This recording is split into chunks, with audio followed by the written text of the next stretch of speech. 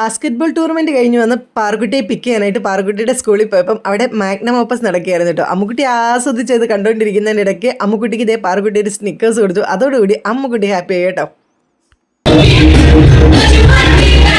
Basketball ടൂർണമെന്റിന് തോറ്റുപോയെന്നാണ് കേട്ടോ പാറുക്കുട്ടി പറഞ്ഞത്. അങ്ങനെ നമ്മൾ തിരിച്ചു വരുന്ന വഴി ഈ ഒരു മാഗ്നം ഓപ്പോസിറ്റ് ഫോട്ടോ ഫ്രെയിം കണ്ടു കേട്ടോ. പാറുക്കുട്ടിക്ക് കുറച്ച് നീളമുണ്ട്, തല മാത്രം കാണാം, അമ്മുക്കുട്ടിയുടെ കൈ മാത്രമേ കാണത്തുള്ളായിരുന്നു.